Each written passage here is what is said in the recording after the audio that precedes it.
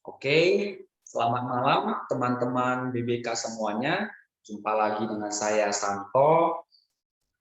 Hari ini kita akan sharingkan tentang materi technical analysis yang dasar ya. Oke, kita mulai aja. Nah, kita mulai dari pengertian technical analysis ya. Jadi apa sih technical analysis itu ya? Saya rangkum ya di sini. Technical analysis itu adalah suatu teknik analisis ya yang dikenal di pasar dunia keuangan yang biasanya digunakan untuk memprediksi tren suatu harga. Jadi saya garis bawahi tren suatu harga dengan cara mempelajari data pasar yang lampau, jadi historical data ya, terutama pergerakan harga dan volume. Ya, yang perlu kita garis bawahi di sini adalah tren suatu harga, kemudian historical dan terutamanya itu harga dan volume. Ya, next.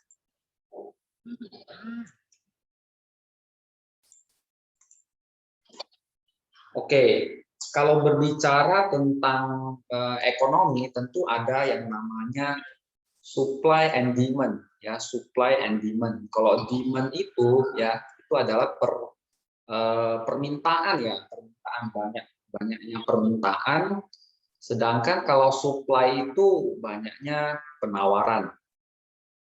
Jadi biasanya kalau di pasar ya, pembeli dan penjual itu bertemu kemudian mencapai suatu titik temu ya.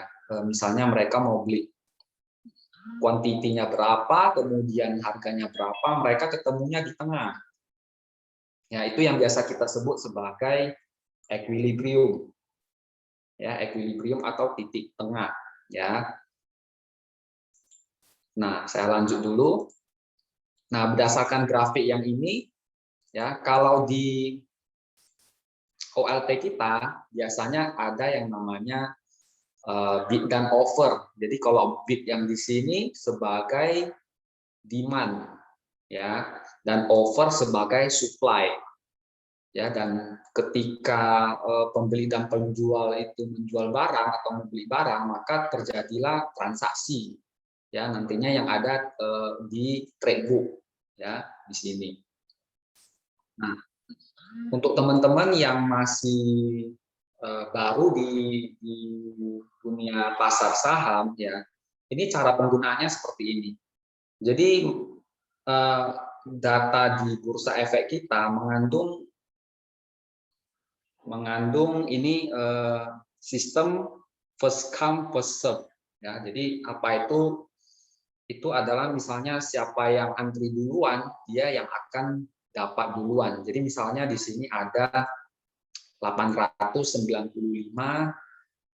volume bid ya yang akan membeli saham BBCA di harga 32.750 ya, sedangkan ada yang menjual ya BBCA itu di 32.775 sebanyak 470 lot ya, satuannya lot. Satu lot itu biasanya 100 lembar.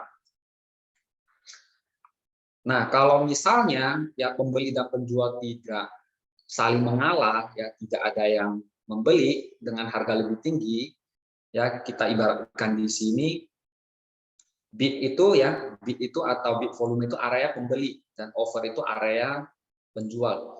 Nah, kalau misalnya salah satu tidak mengalah ya, yang seperti grafik yang tadi ya, ini salah satu tidak mengalah, maka tidak terjadi harga yang match ya, nggak ada transaksi yang done. Jadi salah satu mesti mengalah antara pembeli dengan penjual. Ya, jadi kalau pembeli ya pengen cepat-cepat dapat barang ya, ini namanya antri. Ini papan antri, kemudian ini ada yang jual. Kalau mau cepat-cepat dapat barang, kita bisa membelinya di harga 32.775 ya, sebanyak yang kita mau ya. Jadi kalau misalnya kita mau beli 500 lot ya, terpaksa 470 lotnya kita dapat, 30 lotnya itu jadi bid, ya pindah ke bid sampai ada yang menjual, ya seperti itu.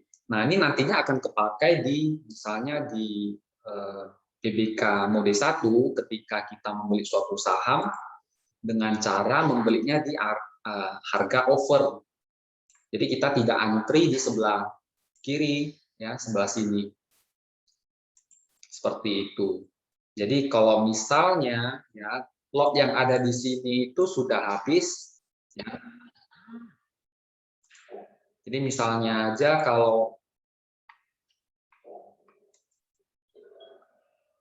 misalnya 895 lot ini ada yang jualin di sini, ya ini bakal habis.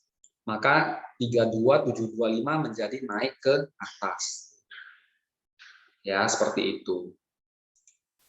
Nah, kita lanjut dulu.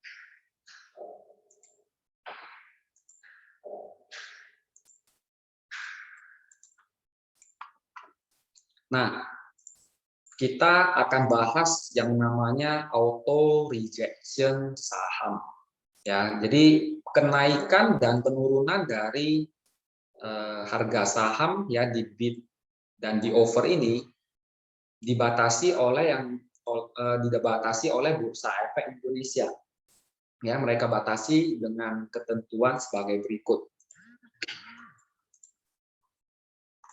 Jadi kalau untuk saham-saham yang rentang harganya itu di 50 sampai 200 ya, ketika open ya.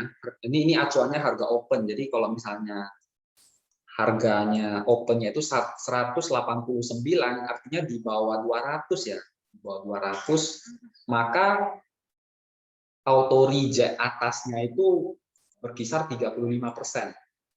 Jadi rentangnya itu 189, arahnya itu 35% ke atas, ya. ARB atau auto reject bawahnya itu 35% ke bawah juga. Ya, jadi seimbang. Ya, bisa ke atas, bisa ke bawah. Nah, di tahun 2020 ya Bursa Efek membatasi penurunan untuk auto reject bawah. Ya, yang sebelumnya simetris ya ke atasnya 35, ke bawah 35 dibatasi hanya 7%. Ya, jadi ARB-nya itu 7%, arahnya itu bisa 35%. Seperti itu. Ya, jadi posisi sekarang itu sebenarnya menguntungkan ya, karena tidak bisa ARB sampai gede-gede. Ya. Jadi kalau sebelum-sebelumnya bisa ARB-nya itu 35%, ya tentunya teman-teman mesti pasang yang namanya stop loss atau automatic sell. Jadi ketika trigger resiko yang kita minati, ya itu bisa tersell secara otomatis. Nah, kalau untuk rentang harga 200 sampai 5.000, ya ARA dan ARB-nya itu di 25%. Jadi kalau sekarang itu 25% dan ARB-nya itu 7% tetap. Dan satu lagi, kalau harga sahamnya udah di atas 5.000, ya untuk ARA-nya itu hanya bisa 20% dan ARB-nya itu tetap 7%. Ya, itu untuk ketentuan ARA dan ARB.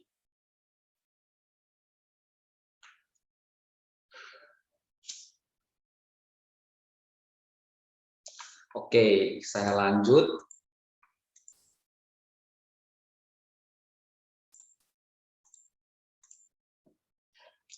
Nah, kita masuk ke yang namanya membaca chart. Ya, membaca chart atau rekonstruksi harga ya, chart atau harga. Nah, berdasarkan yang saya ketahui ada 3 chart yang paling umum ya yang dipakai untuk menganalisa grafik ya. Tentunya ada yang lain lagi ya seperti Heiken Ashi, VPA dan lain sebagainya. Nah, ini yang umum dipakai ya. Ada yang namanya bar chart ya, bentuknya seperti ini. Kemudian yang sudah tidak umum lagi ya, candlestick chart itu yang tengah. Kemudian yang line chart Ya, line chart itu garis, ya, berupa garis seperti yang ada di sini. Nah, ini gimana cara membacanya? Ya, kita mulai dari bar chart dulu. Ya, bar chart itu yang sebelah sini. Nah, kelihatan kalau di sini ada satu garis tengah, ya, satu garis tengah itu merupakan rentang harga, ya. Kalau di paling atas itu biasanya high atau harga tertinggi yang bisa dicapai oleh saham tersebut, ya, di hari tersebut, ya, paling tinggi. Nah, kemudian kalau low itu paling di bawah, itu adalah rentang harga yang paling rendah yang dicapai oleh pergerakan harga pada hari tersebut. Ya, tergantung nanti time frame-nya, kalau daily ya, kalau misalnya 4 hours ya 4 jam. Nah, itu untuk high dan low. Ya, high di atas dan low di bawah. Nah, kemudian open-nya itu di sebelah kiri. Biasanya open-nya itu di sebelah sini. Ya, open, kemudian close-nya itu di sebelah sini. Seperti itu. Nah, di sini kita bisa melihat kalau harga sahamnya itu naik. Ya, open di bawah, close-nya itu di atas. Beda dengan yang di sini.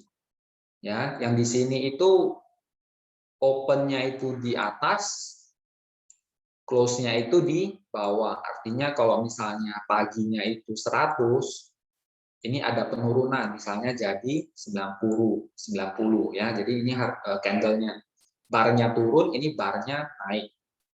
Itu untuk bar chart. Nah, kemudian ada yang namanya candlestick chart. Ini yang paling umum dan paling banyak chart-nya yang ada di BBK. Mostly itu kita pakai candlestick chart. Ya, candlestick itu kenapa disebut candlestick? Karena bentuknya itu seperti lilin. Ya, jadi ini bodinya ini kayak lilin, ya, lilin. Jadi dinamakan candlestick chart. Jadi gimana cara membaca candlestick chart? Nah, biasanya candlestick chart itu ada dikasih warna, ada warna hijau, kemudian ada warna merah. Jadi kalau hijau udah pasti tahu harganya naik, ya. Nah, cara membacanya open di paling bawah, ya, close di sebelah sini, di atas, ya. Open di sini, close di sini. Tentu ada yang namanya low dan high juga. Low dan high itu titik terendah dan titik tertinggi yang dicapai oleh harga saham tersebut, ya. Open di bawah, jadi bisa aja opennya itu di 100, ya, sempat turun ke 90 dulu, barusan naik ke misalnya 150, di high-nya itu barusan close-nya itu di 140, ya, bisa seperti ini. Ya, 100 turun ke 90 dulu, naik lagi ke 150, dan closing-nya itu di 140, ya. Nah, itu untuk candle naik, ya, candle naik atau candle bullish. Kebalikannya itu candle yang bearish, ya. Candle bearish itu open-nya di atas, close-nya itu di bawah, ya. Kemudian titik low dan high-nya itu adalah sama, ya, angka atau level yang dicapai oleh pergerakan harga pada hari tersebut. Nah, ada satu lagi di sini biasanya kita namakan ini shadow, ya, shadow atau bayangan. Ya, shadow atau bayangan yang berada di atas body candle. Ya, di sini kita namakan body candle yang berwarna. Bisa aja warnanya putih hitam, bisa juga hijau dan merah. Nah, kemudian kita beranjak ke yang namanya line chart, ya. Line chart itu seperti ini. Jadi berbeda dengan bar chart dan candlestick, ya. Line chart itu hanya menampilkan closing harian. Jadi misalnya Jadi misalnya close di sini 100, close pada hari pertama itu 100, maka line-nya itu hanya berupa setitik. Dan hari keduanya misalnya ada kenaikan misalnya jadi 120,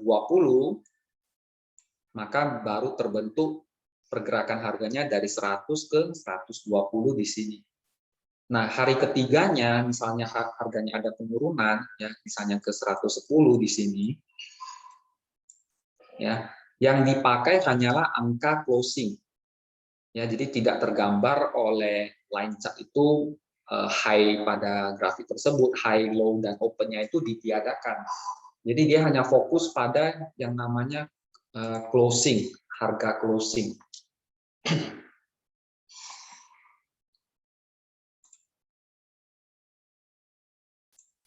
Dan seterusnya ya, close hari ketiga di sini, close hari keempat di sini, close hari kelima di sini.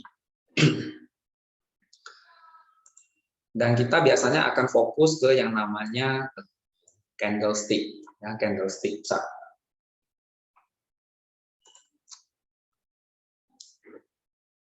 Nah, sampai di sini kira-kira ada pertanyaan dari teman-teman?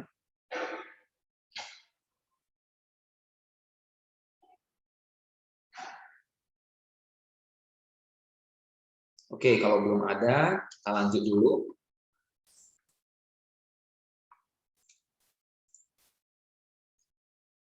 Nah, untuk candle sendiri, ya kalau kalau bodinya besar, ya ini kan body ya, tanpa ada yang namanya shadow atas dan shadow bawah. Ya, itu biasanya kita sebut sebagai candle bullish, ya candle bullish.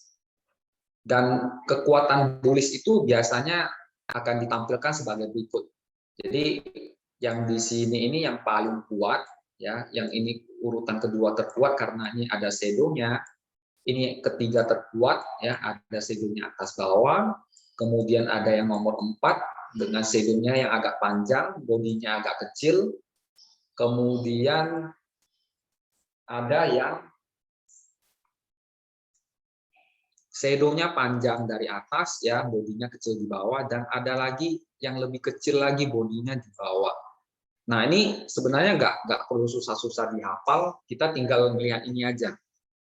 Ya, ini kita ibaratkan yang tadinya open di bawah, ya, langsung penutupan sampai penutupan itu tutupnya di atas. Artinya kekuatan tekanan beli itu cukup besar sampai nggak ada yang namanya shadow. Jadi bodinya itu full. Itu yang kita sebut sebagai candle paling bullish, ya, candle paling bullish di sini. Nah, kemudian yang kedua, analoginya seperti ini. Opennya itu di sini, dia sempat turun, ya, sempat turun ke bawah, kemudian beranjak naik lagi ke atas, dan closingnya itu di atas. Nah, karena ada shadow di bawah, ya kekuatannya itu masih bullish, tetapi kalau dibandingkan yang pertama, ya kekuatannya itu berkurang, tetapi masih oke, ya, karena tutupannya di atas. Oke, lanjut yang ketiga. Nah, kalau yang ketiga, opennya itu di sini, ya sempat turun ke bawah, kemudian sempat naik ke atas, dan ada tekanan jual, ya. Waktu penutupan itu ada tekanan jual sedikit, makanya penutupannya di sini, ya. Opennya itu di sini, close-nya itu di sini. Nah, itu urutan yang ketiga. Yang keempat, ya opennya di sini, sempat turun ke bawah, dibawa naik, kemudian closing-nya itu di sini. Itu urutannya yang keempat.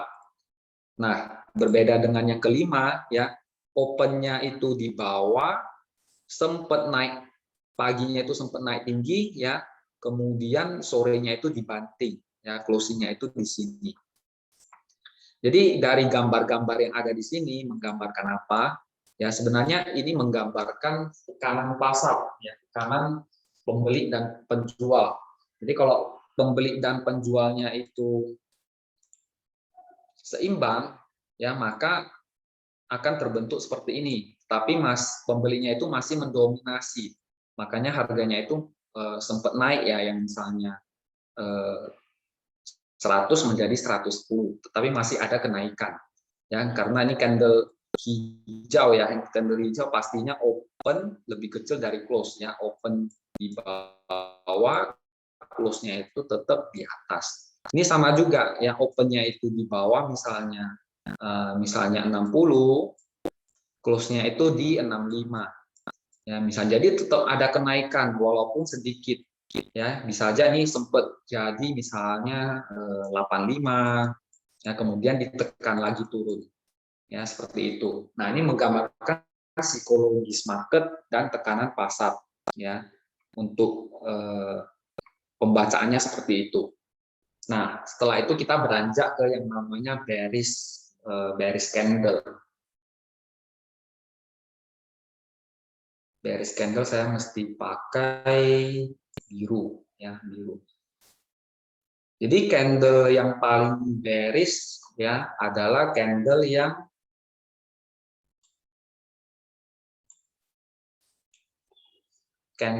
nggak ada shadow-nya atau nggak ada wick-nya ya, open-nya itu di atas, close-nya itu di bawah, jadi tekanannya itu full ke bawah ya, sampai nggak ada shadow-nya.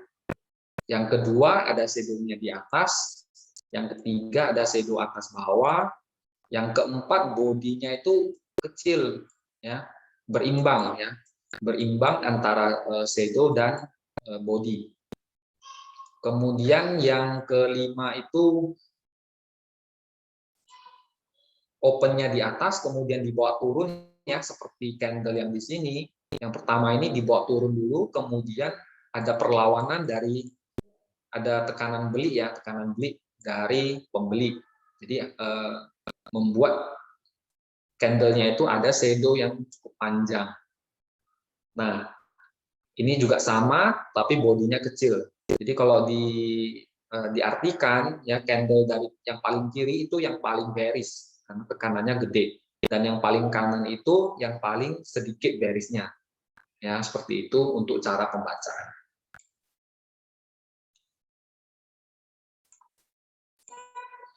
Oke, kita lanjut ke market cycle model. Jadi sering di technical analysis kita mendengar yang namanya primary trend ya, primary trend, kemudian intermediate trend, kemudian short term trend. Jadi apa sih sebenarnya ya? Apa sih sebenarnya short term trend ya? Short term trend itu adalah tren yang terbentuk dalam jangka waktunya itu 2 sampai 6 minggu. Artinya dari 2 minggu sampai 1,5 bulan. Itu biasa kita sebut sebagai short term. Jadi nanti misalnya ada chart yang pergerakan harganya barusan mulai naik ya, misalnya ada downtrend kemudian mulai naik. Nah, ketika dia mulai naik ya, kita lihat rentang waktunya itu. Kalau misalnya masih 2 minggu, masih tergolong short term uptrend ya, ini tergolong short term uptrend seperti itu. Nah, kalau misalnya waktunya itu udah lewat dari 1,5 bulan sampai 9 bulan ya, itu biasanya kita sebut sebagai intermediate trend atau medium trend ya, tren jangka menengah. Nah, kalau di atas 9 bulan biasanya sudah termasuk di primary trend. Ya, itu untuk sebutannya saja. Jadi pastikan teman-teman tahu ketika kita trading itu di tren yang mana ya, mau short term trend, mau apakah mau intermediate trend atau long term ya, long term atau primary trend. Oke, kita lanjut.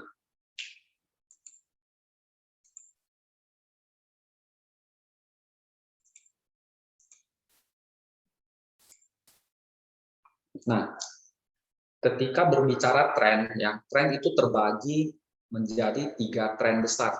Jadi ada yang namanya uptrend ya, uptrend. Kita bahas uptrend. Apa sih uptrend itu? Jadi kita tinggal fokus aja ke yang di sini. Jadi kalau misalnya ada ada grafik ya, ada buat low, kemudian dia swing high sekali, kemudian dia ada koreksi dan dia mantul membuat higher high lagi di sini. Nah, ini baru bisa kita sebut sebagai saham yang uptrend. Ya. Kapan ketika suatu saham itu disebut mulai disebut sebagai saham uptrend? Ya, perhatikan di sini ada low, kemudian di sini ada high, kemudian dia buat koreksi. Nah, ketika ya saham tersebut melewati titik ini, ya melewati titik ini ke atas, artinya dia sudah membuat yang namanya higher high. Jadi kalau ketika saham itu udah ada sepasang low, higher low, dan high dan higher high, maka baru saham tersebut disebut sebagai saham uptrend. Ya, jadi ciri-ciri uptrend itu mesti ada yang namanya sepasang low dan higher low, dan sepasang high dan higher high.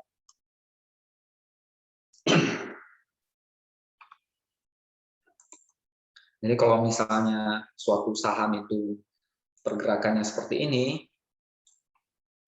naik, kemudian turun, kemudian dia naik tapi tidak membuat high yang lebih baru, kemudian turun lagi, nah ini belum bisa disebut sebagai saham uptrend. Kenapa? Karena dia tidak membuat high yang lebih tinggi dari ini sebelumnya. Ya, puncak yang di sini tidak melewati puncak yang di sini. Nah, ketika nantinya dia ada nge-break ke atas, barusan disebut sebagai saham uptrend. Ya, ketika dia ada nge-break ke atas. Oke, kita masuk ke tren yang kedua, ya, tren sideways. Tren sideways itu apa? Jadi tren yang terbentuk ketika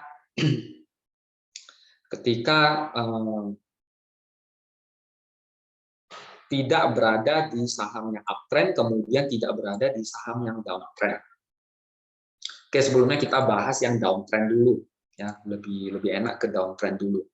Jadi downtrend itu kebalikan dari uptrend. Ya, di sini ada low, di sini ada high, kemudian di sini lower low, di sini lower high. Jadi kalau ketika ada sepasang low dan high, lower high, kemudian ini low, kemudian ini lower low, ini high, ini lower high. Jadi kalau ada sepasang baru bisa disebut sebagai downtrend.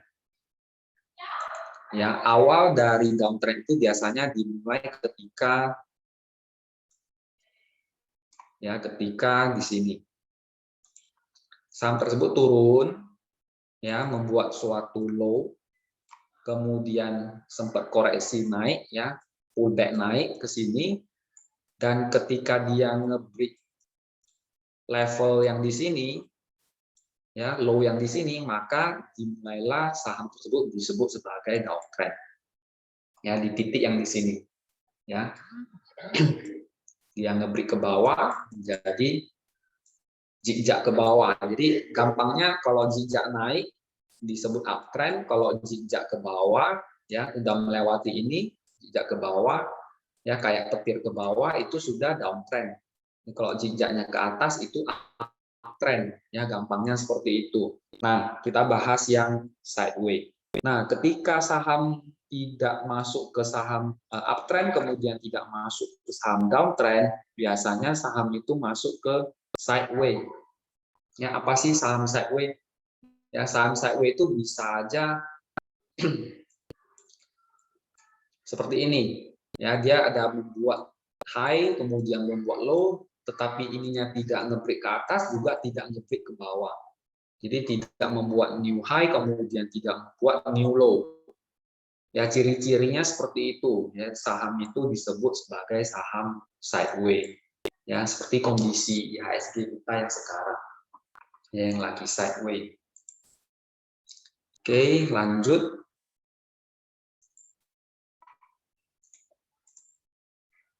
Nah, kita akan berbicara tentang support dan resistance. Sebenarnya apa sih support dan resistance? Jadi support itu ya, support bisa kita ibaratkan sebagai area yang di mana harga tidak menembus ya, tidak menembus suatu area itu. Artinya di sini ada dominasi pembeli ya, area di mana pembeli mendominasi penurunan ya. Mendominasi market. Jadi harganya itu tidak menembus garis support yang ada ya, seperti ini.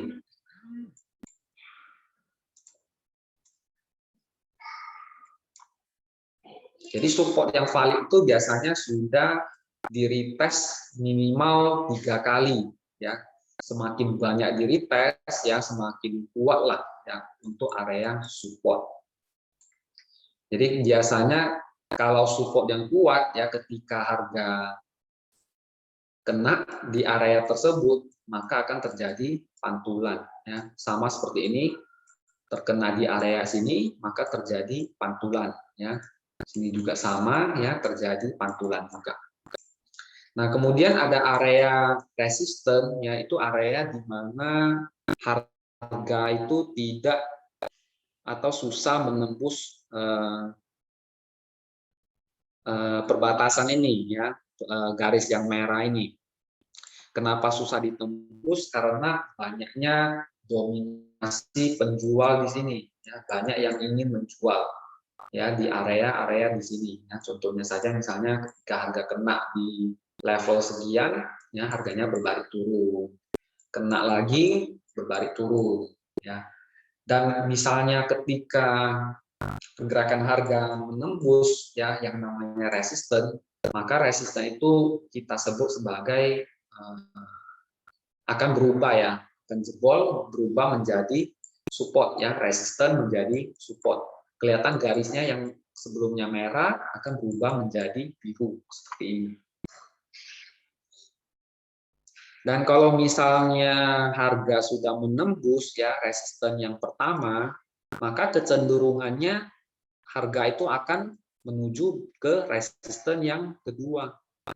Ya, dengan support ya, resisten pertama itu akan diganti menjadi support. Jadi istilahnya kayak rumah ya, ini di lantai 1, ini di lantai 2. Jadi ketika kita sudah naik tangga ke lantai 2 dan kita berpijak di sini, maka disinilah support ya, lantai 2 itu udah jadi support dan plafon itu udah jadi resisten ya, gampangnya seperti itu ya. Ini lantai 1, lantai 2 dengan lantai dan plafon ya. Ini udah naik tangga, lantainya itu udah jadi support ya, kita berpijak di sini dengan di sini sebagai plafon atau resistennya.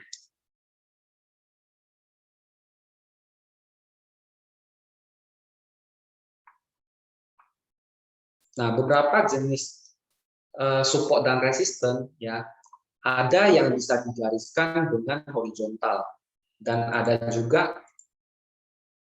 juga yang digambarkan dengan trendline ya. Trendline itu biasanya bentuknya diagonal ya, seperti ini dan seperti ini. Nah, gimana cara kita menentukan support trendline ya, seperti ini. Jadi dari grafik biasanya kita menarik dari low kemudian low ya. Kalau kita menarik garis kelihatan biasanya ada ada ini, ada pantulan ya, ada pantulan ketika candle itu menyentuh yang namanya garis trendline. Ya, kelihatan di sini. Nah, ketika di sini kena dan harganya mantul ya. Ini kena lagi harganya mantul ya. Ini kena lagi harganya mantul. Jadi bisa dikatakan pergerakan harganya itu mantul di support trendline ya, seperti ini. Nah, begitu juga dengan yang namanya resisten, ya, trendline resisten. Ya, kena di sini turun ke bawah ya, kena di sini turun ke bawah. Kena di sini turun ke bawah dan seterusnya. Ya, ketika di saham downtrend ya pergerakannya harga ini kan downtrend ya. Kalau kita tadi udah belajar zigzag turun, kemudian zigzag turun lagi, ya artinya ini udah saham yang downtrend. Nah, ketika kita di saham downtrend ya terkena trendline resistance, maka itu saatnya kita sell on strength ya. Ketika ada kenaikan kita jual dulu ya, dan harganya turun, kemudian mungkin kita bisa buyback lagi ya dengan money management yang tepat, dan ketika mencapai resistance lagi kita bisa jual. Nah, itu strategi-strategi untuk penggunaan trendline, ya, trendline support dan trendline resistance.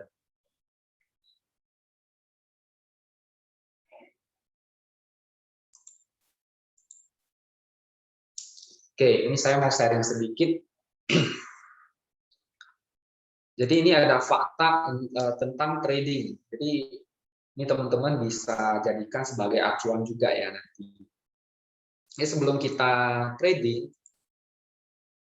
kalau di BBK ya, sebelum kita trading apa yang mesti kita lakukan?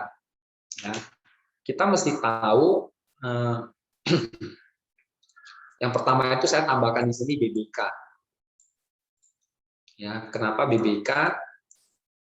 Karena BBK itu ada bersifat klimatologi, jadi kita bisa tahu cuaca IHSG itu lagi bagus atau jelek. Jadi misalnya cuaca lagi bagus, oke, kita lanjut trading. Jadi kalau BBK-nya emitennya cuma 5 emiten atau cuma 3 emiten, itu sebenarnya kita nggak usah trading, ya, nggak usah lakukan pembelian, wait and see dulu sampai cuaca lebih bagus.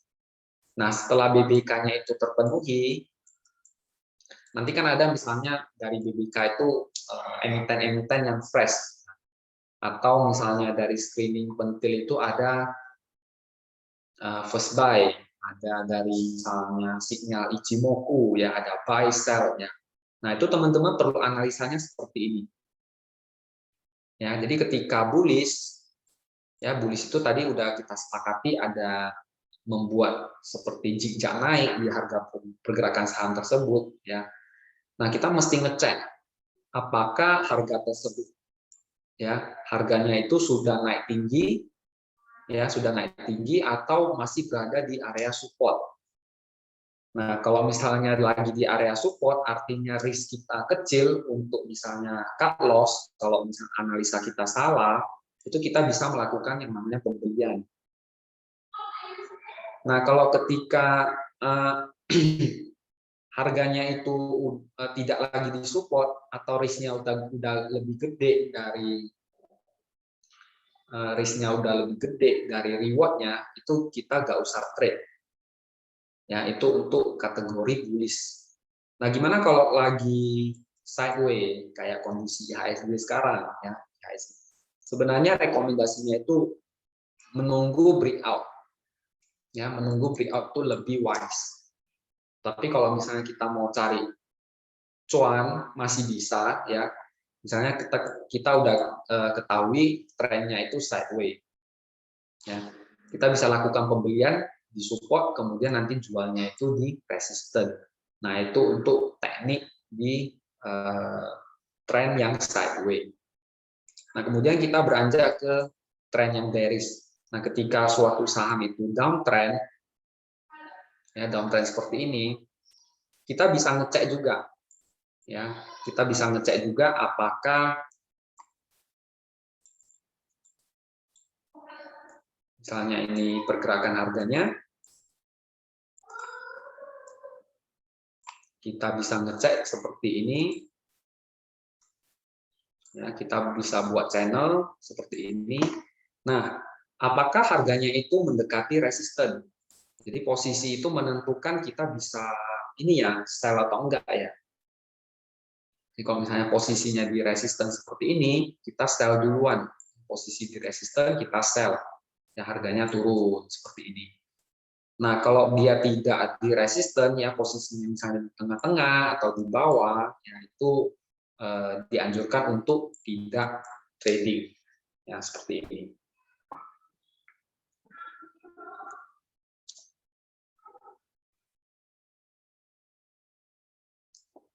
Jadi karena market kita juga hanya satu arah ya, jadi lebih baik kita pantau saham-saham yang bullish. Jadi kalau ini bisa dua arah, kalau bearish itu bisa short sell ya, ini istilahnya short sell. Kayak di forex itu bisa short sell. Sedangkan kalau di bursa efek itu kan hanya bisa ketika bullish, ya, ketika bullish baru bisa mendapatkan keuntungan yang oke.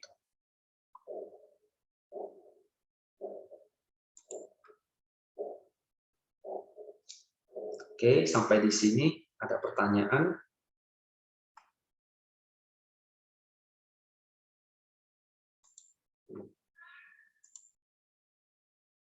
Nah, oke, sebenarnya materi saya sampai di sini saja. Kita akan buka sesi tanya jawab.